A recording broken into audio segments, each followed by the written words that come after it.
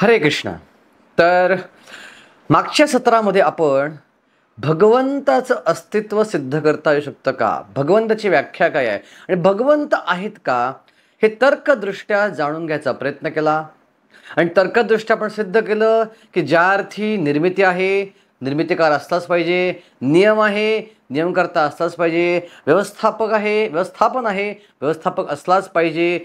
अशा अनेक अनेक प्रकारे आपण सिद्ध केलं की हे संपूर्ण सुंदर विश्वासाठी भगवंत आहेत. आणि आपण भगवंताची व्याख्या पण पाहिली. भगवंताची व्याख्या कशी पाहिली आपण? CEO.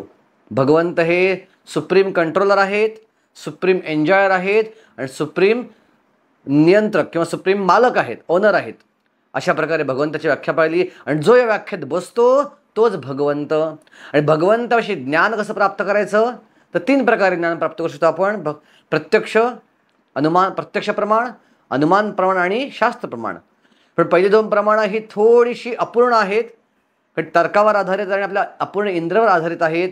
पण शास्त्रप्रमाणे परिपूर्ण आहे, कारण शास्त्रे अपौरुष आहेत. या तिघांचा एकत्रित परिणाम आपण भगवंताविषयी परिपूर्ण ज्ञान प्राप्त करू शकतो. आणि आपण पाहिलं शास्त्र कशीही शास्त्रांना खरं का मानायचं, वेगळ्या कारणावर आपण पाहिलं मागच्या वेळी की शास्त्रात भाकीत सांगितली ती खरी होतात. शास्त्र कोणी माणसांना लिहिलेली नाही आहेत, ती परंपरेमधून आलेली आहेत आणि शास्त्र एका मॅन्युअलप्रमाणे असल्यापैकी आहेत.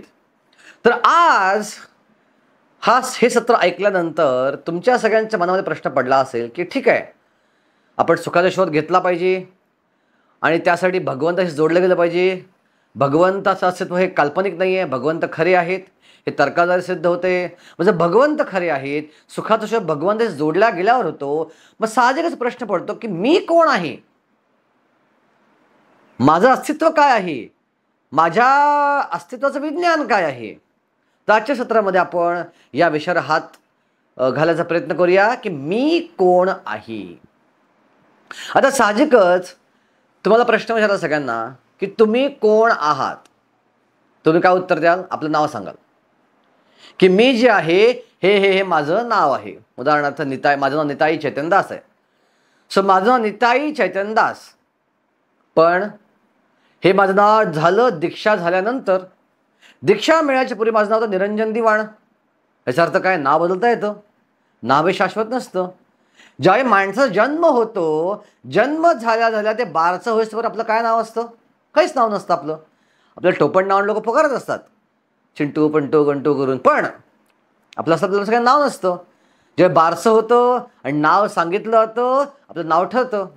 आणि नाव कोण सांगतं आपल्याला? कोणतरी आपल्याला सांगतात ओळखीचे, हे तुझं नाव आहे, हे तुझं नाव आहे. बंबाड केलं जातं आपल्यावरती, त्याचा मारा केला जातो. आपल्याला वाटतं मीच तो व्यक्ती आहे. पण नाव हे बदलता येऊ शकतं.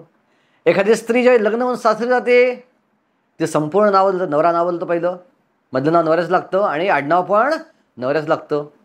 सो नावही बदलता येतात. कोणी म्हणेल की मी मी पालघर जिल्ह्याचा आहे, मी पालघरचा आहे. ओके, कामानिमित्त पालघरवरनं कुठं इतर ठिकाणी गेलात, महाराष्ट्रातल्या इतर जिल्ह्यांमध्ये, जिल्हा बदलला, आपली ती ओळख पण बदलली. कोणी म्हणेल की मी महाराष्ट्रीयन आहे. ओके, कोणी कामानिमित्त इतर राज्यात पण जाईल, ती ओळख बदलेल. कोणी मी भारतीय आहे, आय एम इंडियन, मी भारतीय आहे, भारत देशाचा अभिमान मला आहे. उद्या कोणी अमेरिकेत शिफ्ट झाला आणि त्याला ग्रीन कार्ड मिळालं, अमेरिकेचं नागरिकत्व मिळालं, तर तो भारतीय नागरिक राहत नाही, तो अमेरिकन नागरिक होऊन जातो. सो ही ओळख पण आपली खरी ओळख नाही आहे. सो आपण अमेरिकन नाही, भारतीय नाही, महाराष्ट्रीयन नाही, पालघरचे नाही, आपलं नाव हे आपण नाही. कोणी म्हणेल मी पुरुष आहे, काहींना पुरुषाचा अभिमान असेल, कोणी म्हणेल स्त्री आहे. आजकाल ऑपरेशनद्वारे पुरुष स्त्री होऊ शकतो आणि स्त्री पुरुष होऊ शकते, लिंग बदल ऑपरेशन होऊ शकतात. अशा अनेक उदाहरणं आजच्या काळात आहेत. उदाहरणं की जे पूर्वी पुरुष होता आता स्त्री बनली आहे, पूर्वी स्त्री होती तर पुरुष बनला आहे. भारतामध्ये प्रमाण कमी आहे फार, पण इंग्लंडमध्ये किंवा अमेरिकेत हे प्रमाण भरपूर जास्त आहे.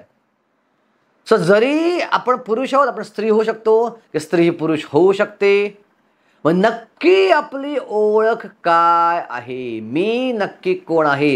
ह्या सगळ्या ज्या आपल्या ओळखी आहेत, या सगळ्या ओळखी या तात्पुरत्या आहेत. मग आपली खरी ओळख काय आहे, हा प्रश्न कुठल्याही बुद्धिमान माणसाला पडेल. सो बरेचदा आपली ओळख आपण आपल्या शरीराशी जोडतो. हे शरीर जे आहे हेच मी आहे. आणि या शरीराला दूषणं जी आहेत, या शरीराला जे आयडेंटिटी आहेत, नाव, गाव, देश, शहर, इतर काही लिंग वगैरे, याच आपण आहोत असं आपल्याला वाटतं. आता आपण थोडक्यात एका तर्काद्वारे पाहायचा प्रयत्न करूया की आपण नक्की कोण आहोत. तर एक मोठा वैज्ञानिक होता. त्या वैज्ञानिक नाव होतं हॅरी मॉन्सेन. सो हॅरी मॉन्सेन हा एक बायोलॉजिस्ट होता, शरीर तज्ज्ञ होता, जीवशास्त्रीय वैज्ञानिक होता.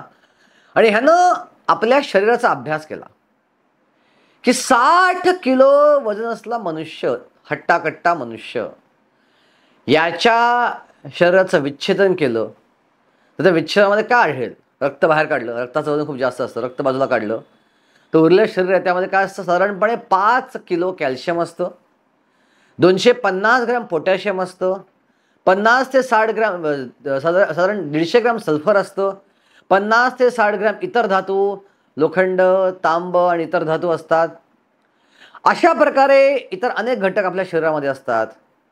आणि या सगळ्या शरीरांचं आपण जर बाजारात मूल्यमापन केलं की हे घटक बाजारात किती रुपयाला मिळतात, असं जर आपण मूल्यमापन केलं तर आपल्याला आढळेल की आपलं शरीर जे आहे त्याची किंमत जी आहे ती फक्त आणि फक्त 250 रुपये आहे. हे शरीर तुम्हाला दिसतंय, याचे घटक मी वेगळे केले आणि ते विकत घ्यायचा प्रयत्न केला तर किती रुपये पडतात? फक्त 250 रुपये. याचा अर्थ माझी किंमत काय आहे? 250 रुपये. एका आयफोनची किंमत किती आज? 70-80 हजार, 1 लाख, 1.5 लाख. साधा आपला फोन जो आपण घेतो या फोनची किंमत किती असेल? साधारण 10,000 रुपये. पण माझी किंमत किती आहे? 250 रुपये. तुम्ही सगळ्यांची किंमत किती आहे? 250 रुपये. आता कल्पना करूया आपण. समजा तुम्ही असं कल्पना करा की तुम्ही एक मोठी मर्सिडीज बेन्झ, ज्याची किंमत 70-80 लाख रुपये आहे, ही मोठी मर्सिडीज बेन्झ घेऊन चालला आहात आणि वाटेमध्ये एक मनुष्य होतो, तुमचा मित्र आहे आणि तुमचा वेग एवढा जास्त आहे, सडनली अडवाला आणि तुमच्याकडे फक्त 2 पर्याय आहेत. एक की त्या माणसाला, तुमच्या मित्राला उडवून लावणं जेणेकरून तो मरून जाईल आणि गाडी पुढे जाईल, गाडी वेगाने थांबवता येत नाहीये. आणि दुसरं, कच करून ब्रेक मारून गाडी उजवीकडे का डावीकडे नेणं. पण यात समस्या काय आहे? डावीकडे उजवीकडे खड्डे आहेत मोठे आणि त्या खड्ड्यात गाडी कोसळून गाडीचा चेंदामेंदा होऊ शकतो. आता आपलं सांगा तुम्ही मला, कोणता पर्याय तुम्ही निवडाल? काही लोक म्हणतील, आपण जर तर्कानं विचार केला तर काय होईल? समोरच्या माझ्या मित्राची किंमत फक्त 250 रुपये आहे, माझ्या गाडीची किंमत आहे 80 लाख रुपये. आता काय महाग आहे? 80 लाखाची गाडी का ते 250 रुपयाचं शरीर? तर लॉजिकली हेच वाटतं की 250 रुपये शरीर काही जास्त मौल्यवान नाही आहे, आपण ते उडवून लावू. पण कुठलाही संवेदनाशील मनुष्य, कुठलाही चांगला मनुष्य, कुठलाही योग्य मनुष्य काय निर्णय घेईल? आपण गाडी खड्ड्यात घालू चालेल, गाडीचा चेंदामेंदा झाला चालेल, पण त्या मनुष्याला मारता कामा नये. का बरं असं विचार करेल?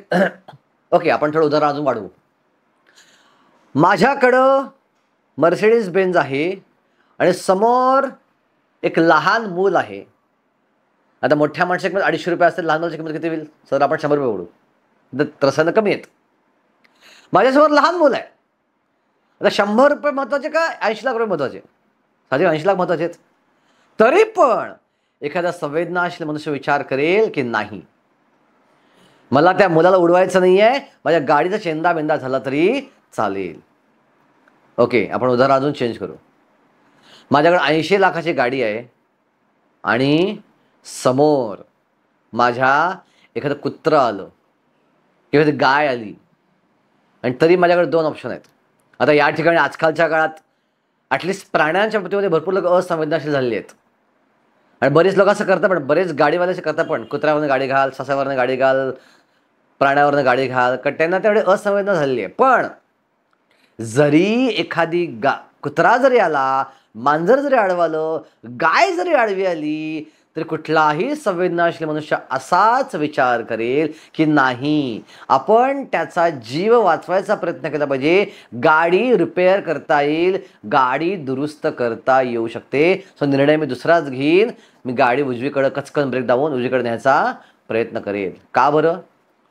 तर उदाहरणाद्वारे आपण समजून घेऊ शकतो की ते जरी 250 रुपयाचं शरीर असलं किंवा 100 रुपयाचं शरीर असलं, ते शरीराच्या आतमध्ये असा एक घटक आहे जो मौल्यवान आहे, जो प्रयोगशाळेमध्ये प्रयोग करून बनवता येत नाही, जो रसायनांना एकत्रित करून रसायनांचं मिश्रण करून बनवता येत नाही, आणि जो घटक गेला की परत आणता येत नाही, आणि त्यामुळे त्या घटकाला वाचवायचा हा प्रयत्न असतो. तो जो घटक आहे, ज्या घटकाला वाचवायचा आपण प्रयत्न करतो, तो घटक आहे आत्मा. सो ही आत्मा असणं ही आपली खरी ओळख आहे. सो हा सिद्धांत आपण स्थापन करत आहोत. आपण शरीर नसून आपण आत्मा आहोत. सो आपल्याला 3 प्रकारचे शरीर आहेत. एक कल्पना करा, एक थंडीमध्ये उत्तर ध्रुवावरती एखादा मनुष्य गेलाय आणि त्याच्या अंगावरती भरपूर कपडे आहेत, भरपूर कोट वगैरे घातले आहेत, थंडी स्वेटर घातले आहेत. सो नक्की बघायला गेलं तर त्याच्या अंगावर किती कपडे आहेत? सगळ्यात पहिला वरती आहे स्वेटर. स्वेटरच्या आतमध्ये काय आहे? त्याचा थर्मल वेअर किंवा कोट किंवा शर्ट. त्याच्या आतमध्ये काय आहे? बनियन. आणि त्याच्या आतमध्ये काय आहे? तो मनुष्य. सो 4 थर आहेत. पहिला स्वेटर, मग आतला कपडा, शर्ट किंवा पॅन्ट जे काय असेल ते, त्याच्या आतमध्ये बनियन, आणि त्याच्या आतमध्ये हा ॲक्च्युली मनुष्य. सो त्याचप्रमाणे आपण नक्की कोण आहोत? आपल्याला 3 शरीर आहेत. पहिलं शरीर जे आहे, जे हाडा मांसापासून बनलेलं शरीर, ज्याला म्हणतात स्थूल शरीर, त्याची तुलना केली आहे कोटाप्रमाणे. सो वरचा कोट म्हणजे हे शरीर आहे, जे आपण पाहतो, जे अनुभवतो, त्याला आपण स्पर्श करू शकतो. दुसरं, त्या माणसाच्या आतमध्ये शर्ट होता. सो आपलं आतमध्ये अजून एक सूक्ष्म शरीर आहे, मन, बुद्धी आणि अहंकाराचं. आणि तिसरा जो आतला अहंकार जो आहे तो आहे बनियनसारखा, जो कटकटलेला शरीराला. आणि आतमध्ये जे ॲक्च्युअल माणूस आहे तो म्हणजे आपण ॲक्च्युली आत्मा. सो पहिलं शरीर आहे स्थूल शरीर, दुसरं शरीर आहे मन, बुद्धी आणि अहंकाराचं शरीर, आणि तिसरं शरीर म्हणजे आपला आत्मा. आणि आत्मा आहे सच्चित आनंद. सो आपल्या आतमध्ये एक वेगळं शरीर आहे, ते आहे सत म्हणजे शाश्वत, चित्त म्हणजे ज्ञानपूर्ण, आणि आनंद म्हणजे आनंदानं भरलेलं हे शरीर आहे. आणि भगवद्गीता हा सिद्धांत 7व्या अध्यायात प्रस्थापित करते. सगळ्यात पहिला अध्याय क्रमांक 7 श्लोक क्रमांक 4 मध्ये भगवान श्रीकृष्ण म्हणतात, भूमीर अपो अनलो वायू खम मनो बुद्धिरेव च अहंकारमिति यं मे भिन्ना प्रकृतिरष्टदा. भूमी जमीन, आप म्हणजे अग्नी, आप म्हणजे पाणी, अनल, अनल म्हणजे अग्नी, वायू, वायू म्हणजे वायू, खम म्हणजे आकाश, मन बुद्धी एवच, मन आणि बुद्धी, अहंकार इति मे भिन्ना प्रकृती अष्टदा.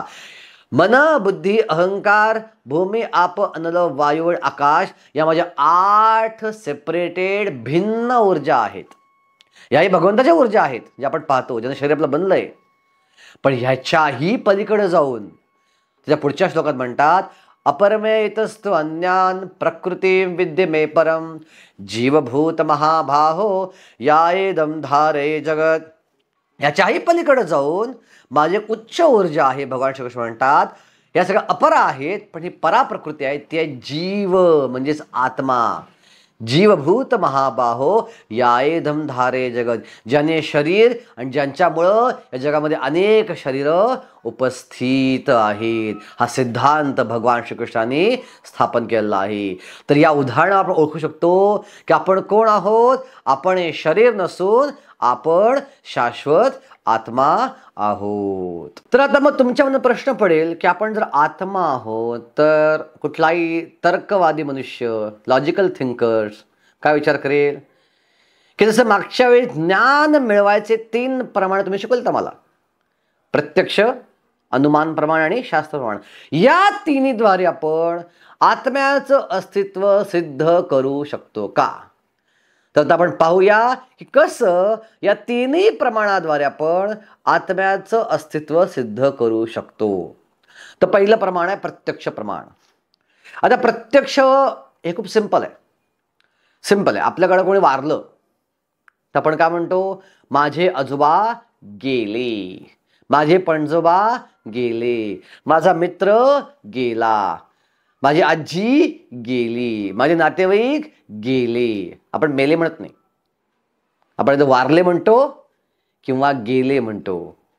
इव्हन कुठल्याही भाषेमध्ये, हिंदीमध्ये पण गया म्हणतात, त्यानंतर इंग्लिशमध्ये गॉन, लेफ्ट. पण शरीर समोर पडलेलं आहे, समोर शरीर पडलेलं आहे आणि तरी म्हणतो आपण गेले. कोण गेलं? याचा अर्थ काय? त्या शरीरामध्ये असा एक घटक होता, तो घटक त्या शरीराला जिवंतपणा देत होता आणि तो घटक आज नाहीसा झाला आणि तो घटक नाहीसा झाल्यामुळं आपण म्हणलं की ती व्यक्ती गेली. सो ती व्यक्ती कोणती? ती व्यक्ती शरीर नव्हतीच, ती व्यक्ती होती आत्मा. आणि तो आत्मा आतमध्ये होता म्हणून तो व्यक्ती आनंद, दुःख, चालणे, बोलणे, खाणे, पिणे या भावना दाखवत होता, या कृती दाखवत होता. तो घटक देऊन गेला. आता पडले हे मेलेलं शरीर आहे. आता आपण कोणी मँगो आईस्क्रीम घेतलं आणि त्या मेलेलं शरीर जिभेवर टाकलं तर त्या मृत शरीराला आनंद होणार नाही. आपण त्याला मारलं त्याला वेदना होणार नाहीत. त्याचा हात जरी कापला तो ओरडणार नाही ते मृत शरीर, कारण का त्यातनं आत्मा ज्याच्यामुळे शरीराला गोष्टी व्हायच्या हा निघून गेलेला आहे. एखादी स्त्री ज्या शरीरावर प्रेम करायची, ज्या नवऱ्याच्या शरीरावर प्रेम करायची, तर शरीरातला आत्मा गेला. ती स्त्री काय म्हणती? आता हे शरीर मला जवळ नको, हे शरीराला नेऊन जाळून टाका. गतवती वायू देहा पाहे भार्याम बिभ्यती तस्मिन काय. शंकराचार्य म्हणतात का श्लोकामध्ये, यावन पवनो निवसति देहे तावत पृच्छति कुशलम गेहे गतवती वायू देहा पाहे भार्याम बिभ्यति तस्मिन काय. सो हे तर्क, हे जी गोष्ट आहे, प्रत्यक्ष आपल्याकडे प्रमाण आहे की व्यक्तीमध्ये आत्मा आहे, आपण शरीर नाही, आपण आत्मा आहोत. आता प्रत्यक्ष दुसरा भाग आपण पाहायचा प्रयत्न करू. समजा एखादा चष्मा घातलेला मुलगा आहे आणि त्याला विचारलं तो चष्मा काढ, आणि त्याला विचारा हे काय आहे, तो काय म्हणेल? हा माझा चष्मा आहे. याचा अर्थ काय? तो मुलगा जो आहे चष्म्यापासून भिन्न आहे. तो असं म्हणतो मी चष्मा आहे, हा माझा चष्मा आहे, मी चष्म्यापासून भिन्न आहे. व्यक्ती काय म्हणेल? हा माझा हात आहे. मी हात असं कधी म्हणतो का आपण? नाही. याचा अर्थ मी हातापासून भिन्न आहे. हे माझे डोळे आहेत, मी डोळे नाहीये, डोळे माझ्यापासून भिन्न आहे. याचा जसं चष्म्यापासून आपण भिन्न आहोत तसं हातापासनं, डोळ्यापासनं, नाकापासनं, कानापासनं आपण भिन्न आहोत. आपण डोळे, कान, नाक, त्वचा, हात नाही. हे माझे आहेत, मी याच्यापासून कोणतरी वेगळं आहे. मग मी कोण आहे? आपलं मन मी आहे का? नाही. आपण काय म्हणतो? माझं मन. मी मन म्हणत नाही. माझं मन आज फार दुःखी आहे, माझ्या मनाला वेदना झाल्या. याचा अर्थ मनही माझ्यापासून वेगळं आहे. माझ्या बुद्धीची क्षमता कमी आहे की माझ्या बुद्धीची क्षमता जास्त आहे, माझी बुद्धी. याचा अर्थ मी बुद्धी नाही आहे, बुद्धी माझ्यापासून वेगळी आहे. याचा अर्थ आपण मन, बुद्धी आणि अहंकार पण नाही. मग तो कोण आहोत आपण?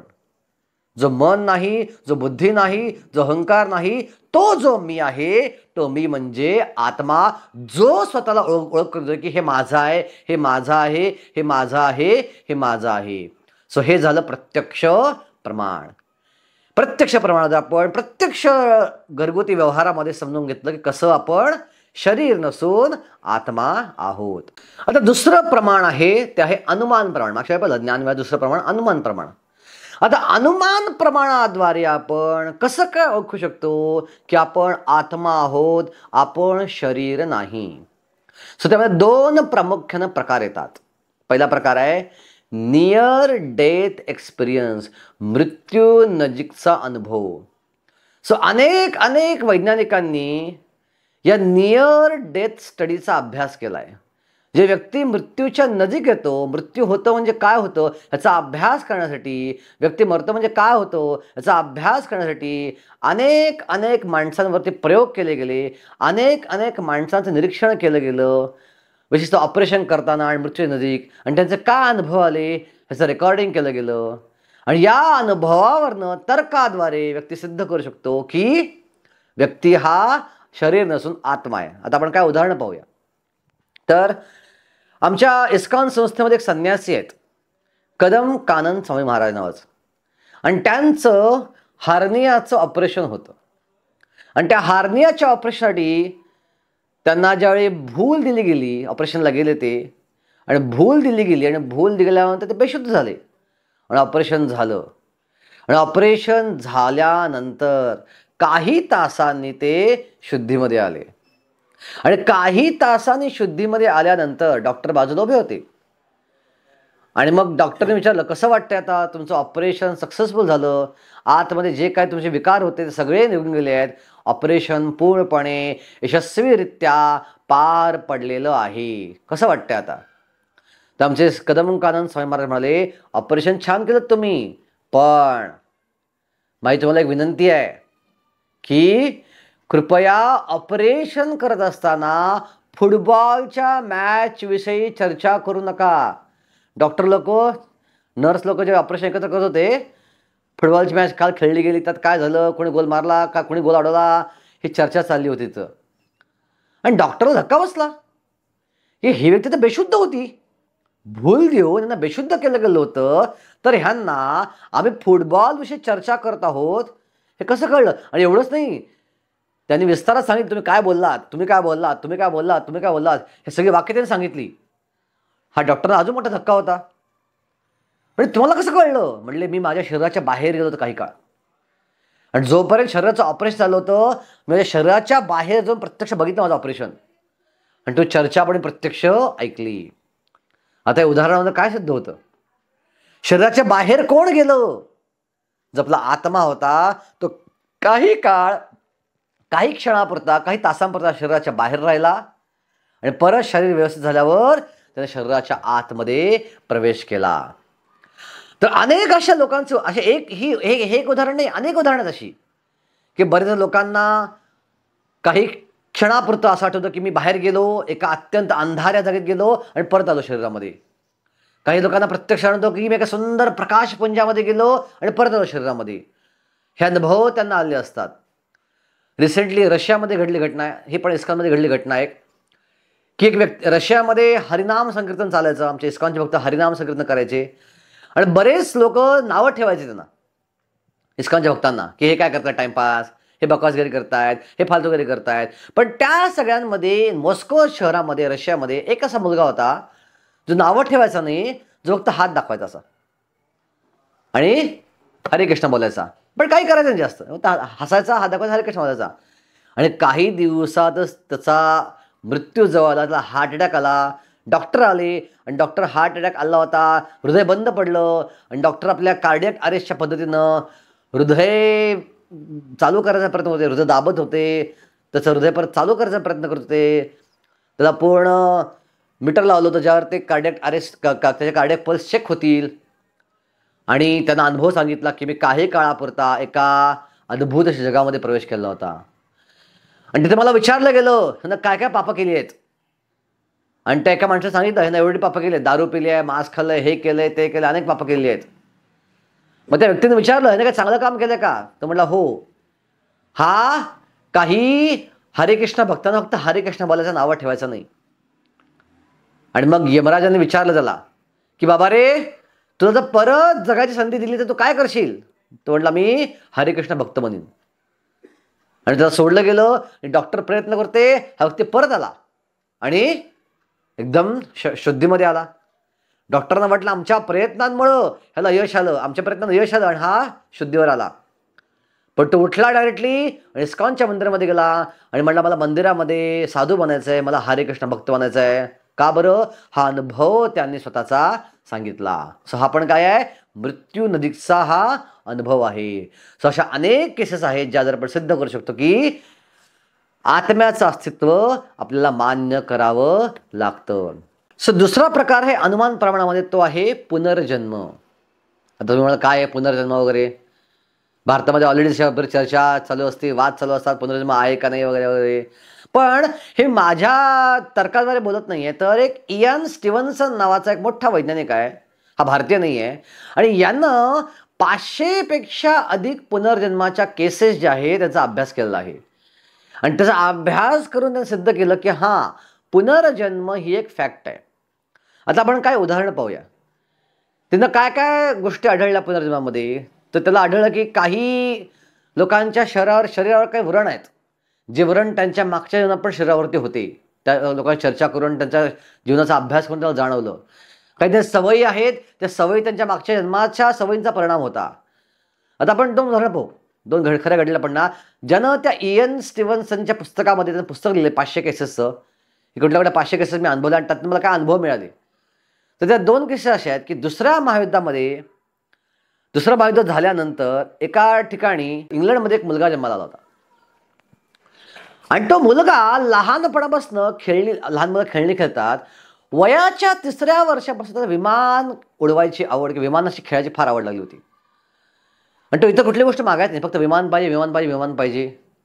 आणि 3 वर्षाचा मुलगा बोलायचा की हां, माझं नाव हे होतं मागच्या जन्मामध्ये, माझ्या विमानाचं नाव हे होतं, माझ्या विमानाचे पार्ट्स हे होते, आणि मी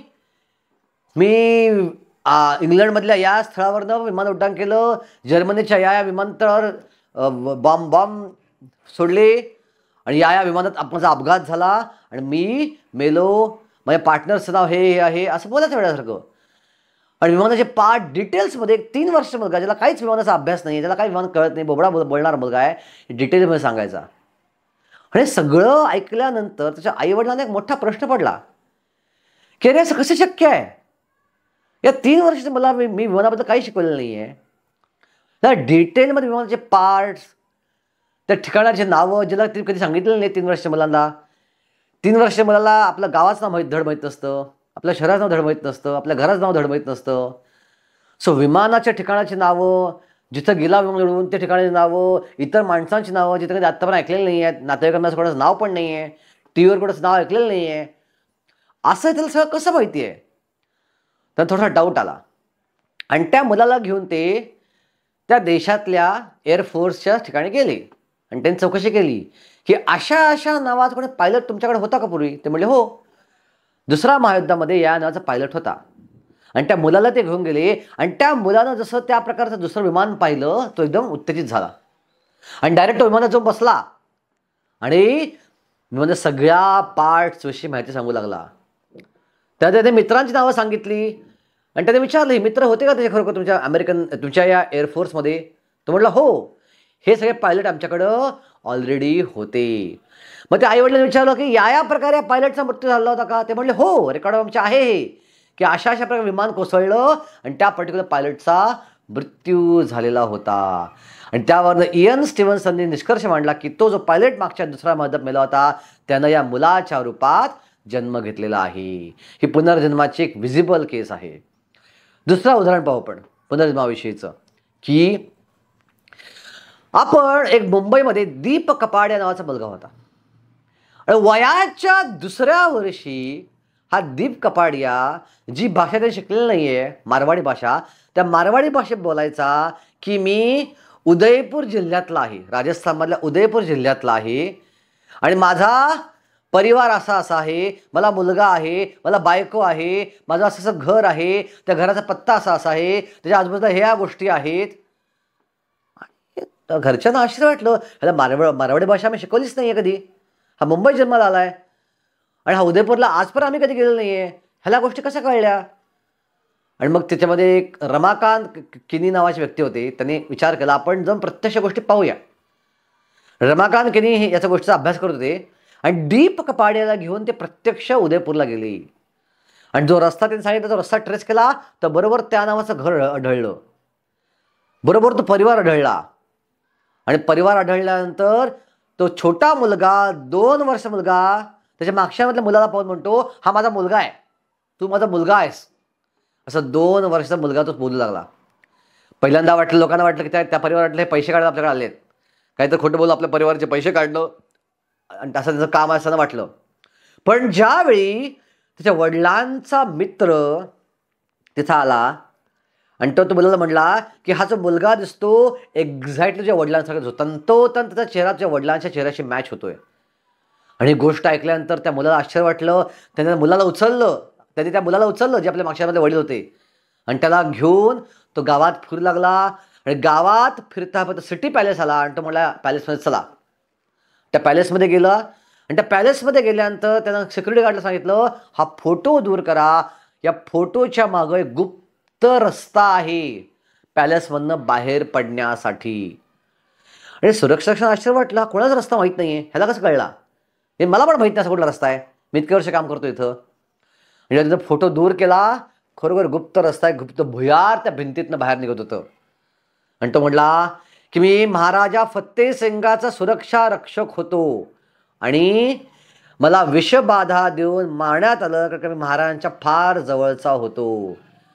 आत्ताच्या काळी तो मुलगा जो आहे तो 20 वर्षाचा झालेला आहे. तो म्हणला आता मी नवीन शहरामध्ये ॲडजस्ट कसं झाला, आता माझी जुन्या जन्माची स्मृती हळूहळू हळूहळू जात आहे. ही घटना आपण इवन स्टीव्हन्सनच्या पुस्तकामध्ये रेकॉर्डेड आहे. तर या दोन्ही घटनांवर आपण तर्क लावू शकतो, अनुमान लावू शकतो की आपण शरीर नाही, आपण आत्मा आहोत आणि पुनर्जन्म ही खोटी घटना नाही. तिसरा तर्क आपण लावू पुनर्जन्माविषयी, तो म्हणजे की समजा आपण पाहतो की 2 माणसं असतात, 2 माणसांच्या 2 जुळी मुलं असतात, 2 जुळ्या मुलाच्या सवयी बऱ्यापैकी सारख्या असतात, पण काही काही सवयी अशा असतात ज्या त्या माणसासाठी युनिक असतात, त्या मुलासाठी युनिक असतात. जरी दोघं जुळी आहेत, जरी एकाच आईवडिलांपोटी एकाच वेळी एकाच वडिलांपासून एकाच आईपासून जन्माला आलेली आहेत, दोघांची शरीर एकच आहेत, एकसारखी आहेत, तरी पण काही सवयी अशा आहेत ज्याला आवडतात, ह्याला आवडत नाही, ह्याला आवडत नाही, ह्याला आवडतात. याचा अर्थ काय? ह्याचा मागच्या जन्म वेगळा होता, ह्याचा मागच्या जन्म वेगळा होता आणि काही गोष्टी मागच्या जन्मात या जन्मामध्ये घेऊन आलेला आहे. ह्याचा अर्थ स्थूल शरीर दिसतं ते आपण नाही, आपण आत्मा आहोत. आता आपण तिसरं प्रमाण पाहूया, शास्त्र प्रमाण. शास्त्र काय सांगतं आत्म्याविषयी? तर भगवद्गीतेच्या 2ऱ्याच अध्यायामध्ये भगवान श्रीकृष्णाने अर्जुनाला पहिला मुद्दा सांगितला की अर्जुना, तू हे शरीर नाही, तू आत्मा आहेस. आणि अनेक श्लोकात भगवंत आत्म्याविषयी 10 ते 15 श्लोकात भगवंताने आत्म्याविषयी सांगितलंय. देहिनोऽस्मिन् यथा देहे कौमारं यौवनं जरा तथा देहांतर प्राप्तीस धीरस्तत्र न मुह्यति. काय सांगितलं त्याच्यामध्ये? की जसं व्यक्ती छोटासा असता, छोटासा मोठा आला, मोठा अजून मोठा आला, मोठा अजून मोठा आला, म्हातार झाला, म्हातारानंतर मेला. या जीवनात तो अनेक शरीर बदलत आहे. आपलं लहानपणी शरीर आणि मोठेपणी शरीरात फरक आहे फार. याचा अर्थ काय? या जीवनात आपण आंतरिक पुनर्जन्म प्राप्त केला आहे, ते शरीर गेलं निघून, नवीन शरीर आपल्याला प्राप्त झालेलं आहे. आणि पुढे म्हातार झाल्यावर शरीर वेगळं असेल. तसं त्याचप्रमाणे आत्मा मेल्यानंतर दुसऱ्या शरीरात प्रवेश करतो. हे ऐकून धीर व्यक्ती गोंधळून जात नाही. असं कोण म्हणतंय? भगवान श्रीकृष्ण 2ऱ्या अध्यायात म्हणतायत. त्यानंतर भगवान श्रीकृष्ण म्हणतायत आत्म्याचे गुणधर्म काय आहेत, आत्म्याच्या क्वालिटी काय आहेत? न जायते म्रियते वा कदाचित नायं भूत्वा भविता वा न भूया अजो नित्यं शाश्वतोऽयं पुराणं न हन्यते हन्यमाने शरीरे. आत्म्याचे काय गुणधर्म? न जायते म्रियते वा कदाचित. आत्मा कधी जन्म घेत नाही, आत्मा कधी मरत नाही. नायम भूत्वा भविता वा न भूया. असं कधी भूतकाळ झालं नाही आहे, वर्तमानात होणार नाही आणि भविष्यात कधी होणार नाही. अजो नित्यम, आत्मा अजन्म आहे. शाश्वतोयम पुराणम, नित्य आहे, शाश्वत आहे. पुराण म्हणजे ओरिजिनल आहे. न हन्यते हन्यमाने शरीरे. शरीर मरतं पण आत्मा कधीही मरत नाही. हे आत्म्याचे गुण भगवंताने 2ऱ्या अध्यायात सांगितले आहेत. त्यानंतर पुनर्जन्मासाठी भगवंताने एक सुंदर उदाहरण दिले. वासांस जीर्णानि यथा विहाय नवानि गृह्णाति नरोपराणि तथा शरीराणि विहाय जीर्णानि अन्यानि संयाति नवानि देही. काय अर्थ याचा? वासांश म्हणजे कपडे. जसे आपले कपडे आहेत, हा शर्ट आहे, प्रत्येकाचे कपडे काही वर्षांनी खराब होतात, काही दिवसांनी खराब होतात आणि ते खराब झालेले कपडे काय करतो आपण? फेकून देतो. आणि काय करतो? तसं उघडं बसतो का? नाही, आपण नवीन कपडे पण धारण करतो. सो खराब झालेले कपडे फेकून देतो आणि नवीन कपडे धारण करतो. सो त्याचप्रमाणे हे शरीर जे आहे हे वस्त्रासारखं आहे आणि आत्म्यावरचं वस्त्र आहे. आत्मा काय करतो? हे शरीर जर्जर होतं, वापरायच्या लायकीचं राहत नाही, हे शरीर फेकून देतो आणि नवीन शरीर धारण करतो. अन्यानि संयाति नवानि देही. आता आत्म्याचं काय गुणधर्म अजून सांगितलेत भगवद्गीतेमध्ये, या अध्यामध्ये? तर भगवंत म्हणतात, नैनम छिंदन्ति शस्त्राणि नैनम दहति पावकः न चैनम क्लेदयन्तोपि न शोषयति मारुतः. आत्मा हा शस्त्राद्वारे कापला जाऊ शकत नाही. नैनम छिंदन्ति शस्त्राणि नैनम दहति पावकः, अग्नीद्वारे जाळला जाऊ शकत नाही. ॲटम बॉम्ब जरी पडला आपल्यावरती तरी आत्मा हा मरत नाही, शरीरच मरणार आहे. आत्म्याला काहीच होणार नाही किती तापमान वाढलं तरी. सूर्यावर जरी आत्मा गेला, त्या सूर्याच्या तापमानाचा आत्म्यावर काही परिणाम होत नाही, शरीर जळणार, पण आत्म्याला काय होऊ शकत नाही. नचैनम क्लेदयन्तोपि, आत्मा कितीही समुद्रात खोलवर गेला तरी पाण्याद्वारे ओला होऊ शकत नाही, फक्त शरीर ओलं होतं. न शोषयति मारुतः, आत्मा हा वाऱ्याद्वारे वाळवला जाऊ शकत नाही, तो आहे तसाच सच्चित आनंद राहतो. अशा अनेक अनेक श्लोकाद्वारे भगवंतांनी हे सिद्ध केलंय की आपण शरीर नसून आपण शाश्वत सच्चिदानंद आत्मा आहोत. हे झालं आत्म्याविषयी शास्त्र प्रमाण.